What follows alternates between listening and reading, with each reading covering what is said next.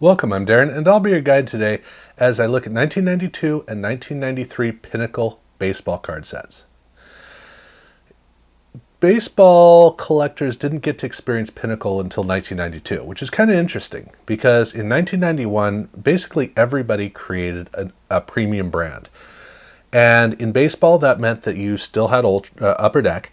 Fleer created Ultra. Leaf obviously existed. Stadium Club existed. Stadium Club was created for 1991, but Score did not release anything for baseball collectors.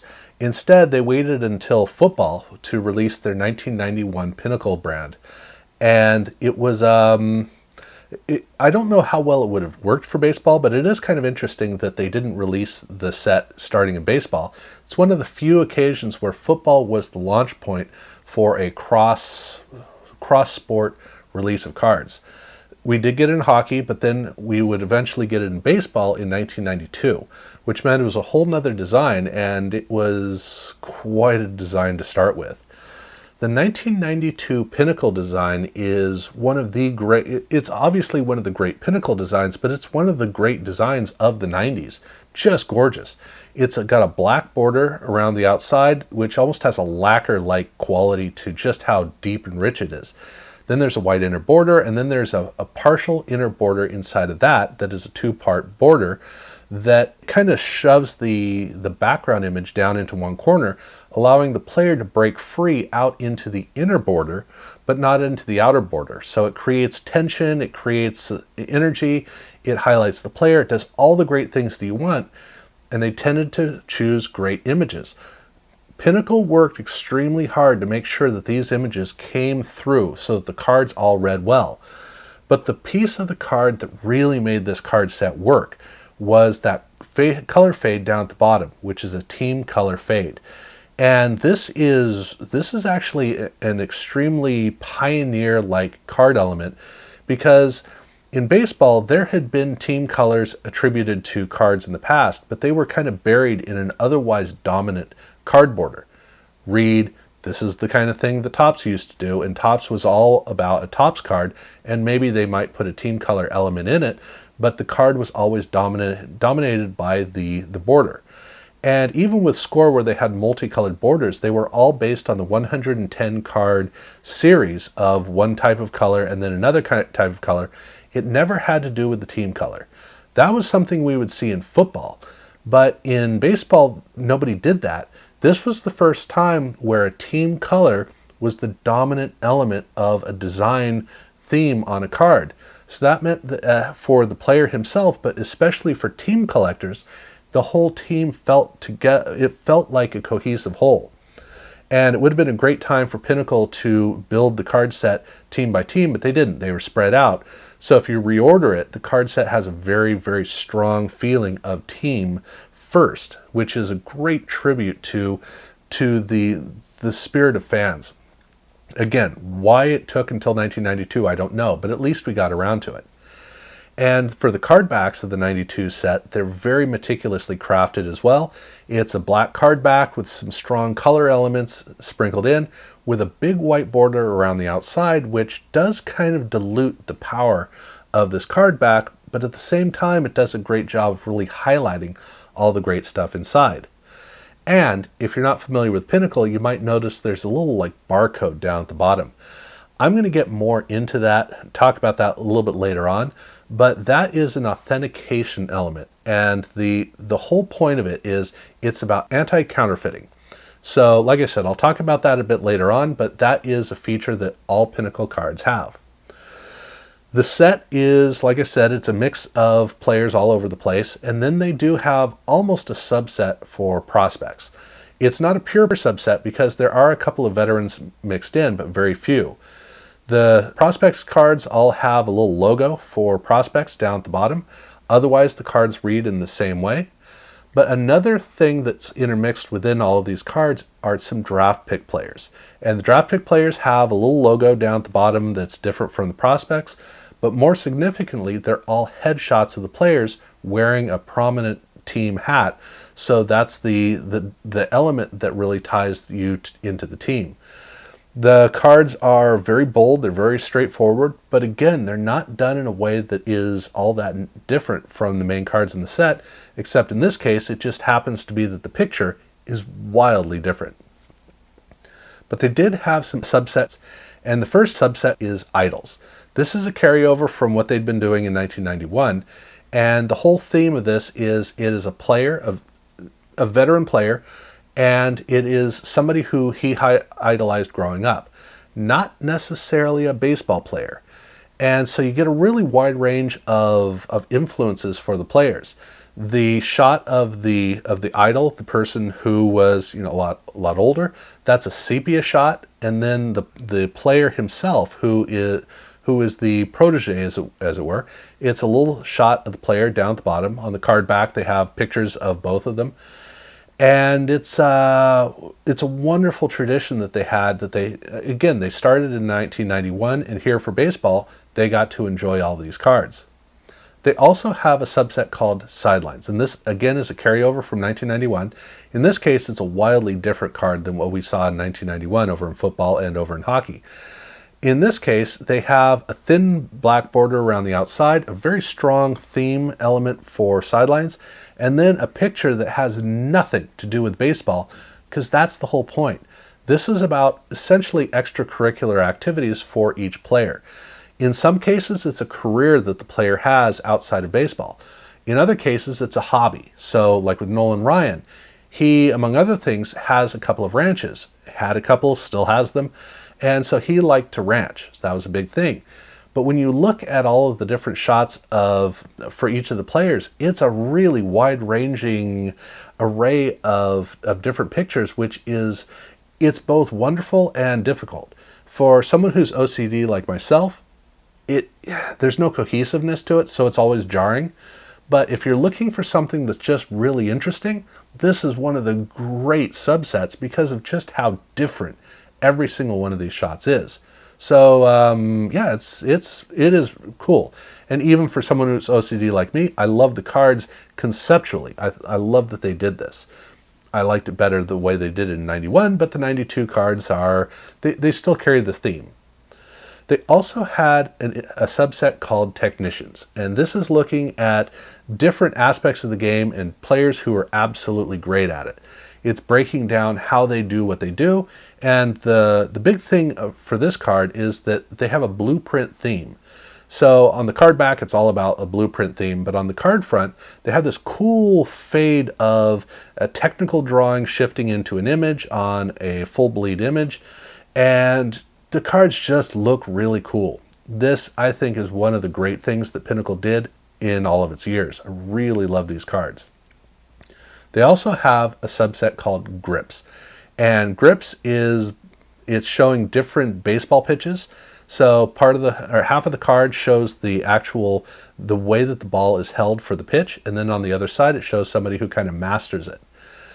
And then the last subset they have is Sunglasses, and the glasses set is a full bleed shot, very tight shot of the player, heavily stylized, heavily arted up.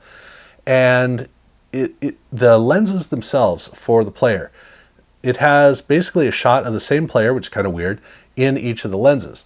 But if you're not familiar with these players, and you really got to be familiar with these players to figure out who they are, fortunately on the card back, they give you a little bit of a hint who the player is. This is about as basic a card as you're ever going to find. It is a really cool card. There's nothing cohesive about it, but it is one of the strengths of the Pinnacle set, just in terms of the sheer creativity and how unusual these cards are. The set, otherwise, that's all there is to the set. They didn't do any SP cards, but they did have just a couple of inserts. And the first insert set I'm going to talk about is, well, Rookie Idols. So here, this is Series 2 insert, and it does the same thing that the main set idol cards do, except instead of looking at veteran player, it's looking at one of the rookies and a veteran who he idolizes. So that means that you get two players who are playing at the same time, one who's just coming up and the other who's been around a while. It's landscape cards, really good shot of the veteran, and then a really good, strong portrait shot of the rookie on the other side. Yeah, Really cool. And then they also had a set called Team Pinnacle. This was not the very beginning, but this was almost the very beginning of Team Pinnacle cards, which would be a staple of Pinnacle all the way through to the end, and a great staple to the legacy of Pinnacle. So, excellent idea. This is a 3/4 bleed image of a player, or more correctly, players, where they both are featured on the card. It's player on one side, player on the other, two fronts to the card, stipple art, a gold foil band down at the bottom, and it is a two front card, so the only way you can tell the front versus the back is they have a card number on one side. That's basically it. But this is an all-pro set for AL versus NL, so you have the equivalents on either side of the league's spectrum. And then they also had jumbo packs, and for the jumbo packs, every single jumbo pack included Team 2000 cards. This is basically the Pinnacle equivalent of the Score Young Stars or Young Superstars. That's what this set is. And so it's a bunch of really young players and beautiful black detail cards with some gold foil. Love the way these cards come through. And then they also had some cello packs which featured Slugfest cards. And the Slugfest cards have really impressive shots of all these players. These are not shots that would work well on a regular card, but for the whole theme of this insert set, it has a really cool quality to it. I love the way that these cards come through. It's just, it's a fun insert set to have. And then Score had long had a tradition of doing specialized sets, standalone sets that you bought in either some form, either in a blister pack or in a standalone box, something like that. Topps, Donruss, Fleer, they'd been doing this, so Score continued the tradition. And by 1992, they were coming to the end of doing that with Score, and it's kind of like they were handing the baton off to Pinnacle to continue. So when Pinnacle got started in baseball, they did have a couple of these sets, and the first of those sets is their 1992 rookies. This is, released in a small box. These cards all have a gorgeous effect to them. It's a 3/4 bleed card with a little black band at the bottom with some really, really wonderful gold detailing on the card. Really a rich quality. Just great, great rookie cards. Wonderful set that they did. They also did a box set of Mickey Mantle released in a box. These cards are a look at his entire career. Every single card is a full bleed card, and it's a 30 card set, so you get to see the whole range of his career. And the card set just does have a really wonderful quality that we weren't used to for tribute cards, so these cards came through as exactly what you would want for a tribute set of some legendary player. And that was what they did for 1992. There really wasn't anything else to bother with for 1992. It was a high-end version of Score, and in every way it was succeeding with that. So they had everything set up so that by 1993 it's kind of rinse and repeat. But where were you going to go with these great card designs from 1992? What they decided to do is to simplify them. And they lost the magic of the cards, unfortunately. It's now just a black border on all four sides like we had seen, but that was it. It had some text at the top, text at the bottom, and then the image. The simplicity of the card, I have a feeling that what they were trying to do was make the select cards seem even better, because now Pinnacle was not the top of the food chain for Score Pinnacle. And so I think that they were downplaying it so that select was now going to carry on that tradition. But regardless, the cards do feel like a half step back. Even on the card back, they got rid of the white band, and I feel like the white band was what made it work. I don't think that's absolutely the case, but there is something that feels missing to these cards. Almost like they were cut wrong and there's some element that's supposed to be on the cards. They did do the prospects again, and the prospects, like in the previous year, they're the exact same cards except they have a prospects logo on it. That's the only difference that the cards have. And they also did the draft pick cards as well, but the draft pick cards actually do read a little bit more distinctly because, well, on the card front, it's just that little white band down at the bottom that says 1992 draft pick. The card back, though, that looks like an insert card back. I mean, it looks totally different. And that helps these cards to actually read as a very distinct card. So I think that those, while necessarily aesthetically better, I think that they're more successful cards overall, just the way that they came across. They also, however, had something more distinct, which is that they had this 1993 was the dawning of the two expansion franchises, the Colorado Rockies and the Florida Marlins.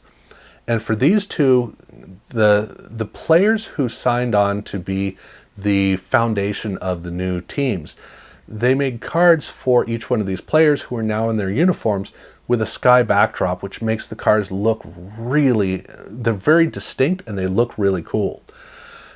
Interestingly, in the card set, they syncopated the two teams. So instead of saying, here are the Rockies, here are the Marlins, that's just not how they did it. But the cards, what really intrigues me is that they have an interesting logo, a two-team logo that they have on all these cards. So I would expect for the team logo to be prominent, but that's on the card back. So on the card front, they did something a little bit different, which is, it's cool. It is something that I'm not used to, at least. And then they did have some subsets. They obviously had the icons again. So this was technically the third year they were doing icons. And they did the icon cards exactly the same way as the previous year. So you have your player in the small shot in color, and then you have the sepia shot in the back. And the players who are in sepia, I think there's a little bit more of a range of where the players come from, or where the contributors, the icons who inspired the player, where they came from. But these cards are done exactly the same way as in 1992. The only way you can tell the difference is that in 1992, they had a red theme on the card back, whereas in 1993, they had a blue theme. That's the only difference. Otherwise, they come across the exact same way. Then they also had their now and then cards.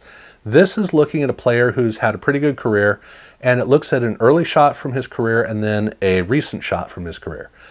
And on the card back, they actually show all the different stops that he's had over the years, whether he has actually had much of a travel or Cal Ripken Jr. is in this set, and Cal's career was not all that varied. So it is looking more at just how these players have come along. They're fairly iconic players, so you get to see them as a young guy starting out, and then you get to see where he ended up. That's the design theme of the card set. Yeah, pretty cool subset. And then they also had a subset of hometown heroes, and this I love. It is a 3/4 bleed card looking at this player, but what I love about it is that it's always fun as a fan to have some player on the team who is he's a local guy, which allows you to feel more like he's a part of the community. And so making this subset, which allows the opportunity to really praise these guys who know your town as their town as well, I think it's a great little treat. So love that they did that with these cards. And that's the 1993 card set. So they were simplifying it quite a bit. They'd simplified it a lot more in 1994, but for 93, this is how they simplified it. They also had some inserts, as you can imagine, and Team Pinnacle is where you start off. Now, the 93 Team Pinnacle card is done in a hybrid version of the 92 set.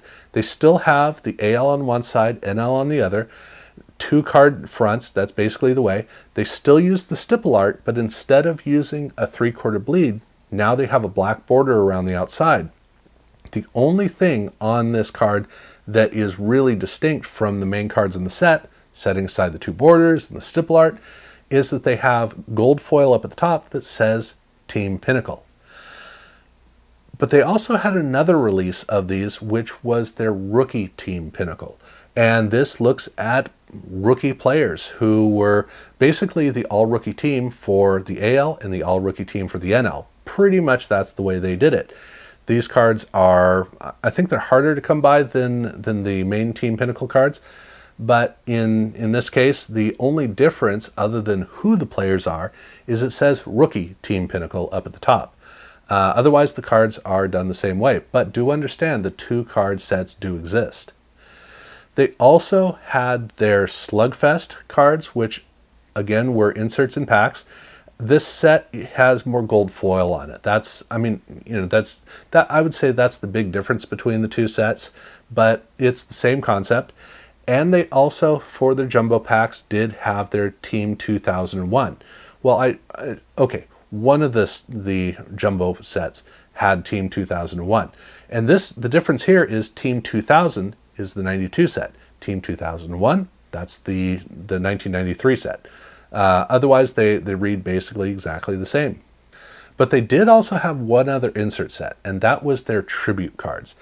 The tribute cards are a 10-card set, half of it looking at George Brett, who is coming to the end of his career, the other half Nolan Ryan, coming to the end of his career. The cards really do read as really great tribute cards, and it's fun to look at the whole career that they had, even if it's just packed into 5 cards.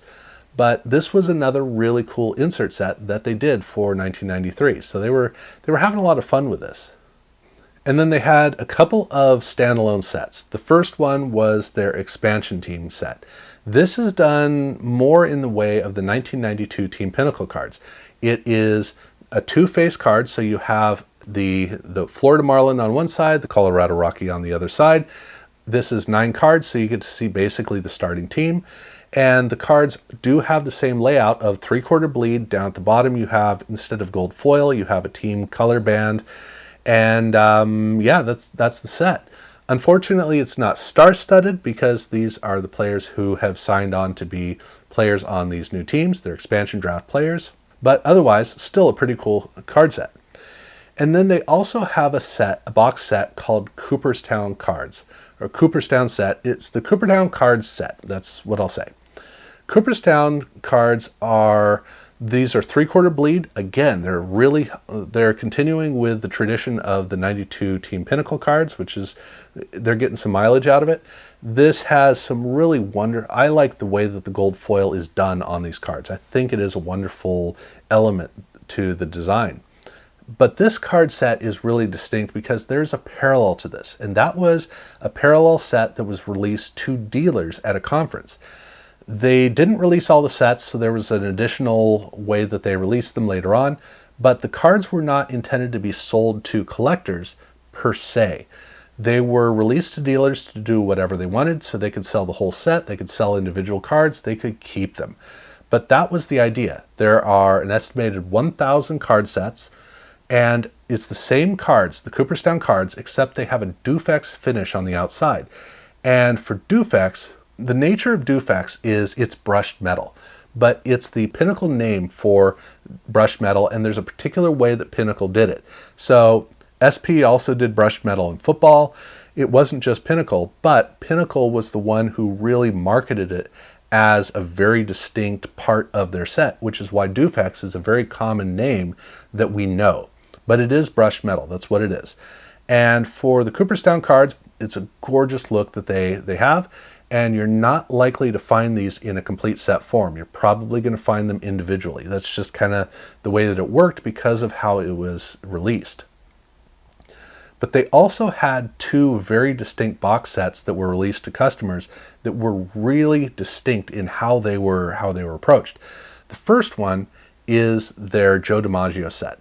So like with Mickey Mantle, they did a Joe DiMaggio set, released in a tin, and the cards themselves they're a black border around the outside with some copper foil on it, but actually on both sides. So these cards are done as a really well thought out tribute card. Gorgeous cards that look at Joe DiMaggio's career in the same way that we'd seen with Mickey Mantle. They also had an authentication card, which is just a sheet of paper, slip of paper, that has a serial number on it that goes with the set. But also, in some boxes, they had 9,000 autographed cards from Joe DiMaggio. But these are with a white border. They're smaller cards, they're with a white border, so there's no confusion. So if you run into it, you're going to know that it's an autographed card. But that was something that was very rarely seen in these card sets. And then also in that box set, they had an authenticator lens. And this is something that's distinct. I referred to this at the beginning of the video. That little barcode down at the bottom of the card. I said I'd get back to that. Well, now's the time to get back to it because The Authenticator lens is the big magic decoder ring. The whole point of that little box is that during the junk wax era, and for those of you who don't know, the junk wax era refers to the collecting era of late 80s into the early 90s, and the manufacturing as well. It doesn't refer to the cards themselves, so it's really about just the collecting scene. That's what the junk wax era refers to. And without getting too much into it, the junk wax era was when a whole bunch of people rushed into the hobby and didn't really know what they were doing. The card values soared it got crazy because everybody was investing, and card shows were taking off all over the place. And so you had a huge volume of people involved, a huge volume of cards, a huge volume of sales, a huge volume of cash that was involved. Nothing like what we've seen recently, which is a whole different space. It's a whole different concept, the way that it worked, but there are some parallels you can draw. But the key is that all of a sudden there was a massive explosion of activity. And in that environment, with a lot of what then seemed like a lot of money, it allowed an opportunity for people who wanted to counterfeit cards to be able to do it, because the cards at that time in the late 80s that you were selling were Topps, Donruss, Fleer. These cards are cheap cards. They were manufactured cheap, and if you had the ability to access the technology, they were easy to recreate. And because of the sheer volume of cards that were being sold, people weren't really paying too much attention to the cards. So if somebody showed up at a card show and they had 20 copies of a Mickey Mantle card, people would figure that out, and that would raise alarms. But if someone showed up at a card show with 20 copies of the same Don Mattingly card, nobody's going to notice. That was actually kind of common. So that meant that people could go out and counterfeit cards that were not necessarily the big flashy cards that everybody would be paying attention to, show up with a bunch of them and just see them around the card show. A lot of counterfeit cards hit the market, and it caused a kind of a panic in the card market for high-end collectors, because they needed to be able to verify that, yes, this card is worthwhile. Upper Deck launched their card brand with a certificate of authenticity on every card of a hologram. Well, 2 years later, when Score launched Pinnacle, they did the exact same thing. Right from the beginning in 1991, they put a little barcode down at the bottom to guarantee the authenticity of every single card. And that's what the barcode is there for. In 1991, a Pinnacle pack, that was one of the most expensive packs you could buy, and so they needed to make sure that collectors knew, I'm not wasting my money getting these cards. These cards are always going to be guaranteed in terms of their authenticity. That was the idea. So all Pinnacle cards, all of them had that all the way through. So that meant, okay, well, how do you read it? And so they had these Authenticator lenses, and the Authenticator lens is basically a Sportflix card with no backing. It's just clear. And the backing is the card that you put up to it. So in the same way as how the Sportflix cards work, if you run in a horizontal or in a vertical fashion along the card, you do it in a straight line, within that grid, you will see the barcode turn into either the word Score or a rainbow effect, depending on which direction you have it. And so the Authenticator lenses were distributed out to hobby dealers to just give away. A lot of the packs actually had a send away information write-up so that you could get your own. But also, on rare occasions in box sets, like with the Joe DiMaggio cards, they had Authenticator lenses in there. And in the case of the Joe DiMaggio one, it actually comes with the little cardboard or the little paper slip with copper foil that says Joe DiMaggio, so it's kind of like a special release of these Authenticator lenses. So that came in each one of the sets. But there was one other set that came in a really nice box that I wanted to talk about, which is the Home Run Club cards. And these are also Dufex cards. So they came in a really nice box. They came with the same authentication certificate, came in the same way. These cards are really, really nice Dufex cards. They're very metallic. That's a big key to these cards. So the card front is obviously the Dufex effect, but on the card back, it's like a metallic chrome finish, and the cards just feel different. It's just the way that they are. So this was the other set that they created with the Dufex, and the cards, I mean, they're really, really cool cards. The Dufex, they still would have a little bit of evolution they need to make. These cards can look kind of washed out, but it's still a really cool effect. And that was 1993 Pinnacle. So 92 and 93 Pinnacle, you can see the difference between the two sets. They are basically kids from the same world. That really is the nature of them. It's cool to see the two different concepts. The original concept where they were really putting their heart and soul into anchoring their card set, that whether it was as a continuation and improvement on 91, or just as a kickoff in baseball to earn their audience. And then in 1993, where you could see that they were already starting to think about Select as their focus. I find it fun to look at the two sets, and it also gives you the ability to tell the difference between one set versus the other. There you go. So that's why I wanted to combine them together in one video. Now, I've already talked about Pinnacle in football, so if you want to see the origins of Pinnacle, you can look there. I've been talking about Score baseball, so you can also check that out if you're curious about it. If you haven't subscribed yet, please do so. And I will be doing 94 Pinnacle coming up, so definitely look out for those and check out my other videos. And yeah, thank you very much for watching.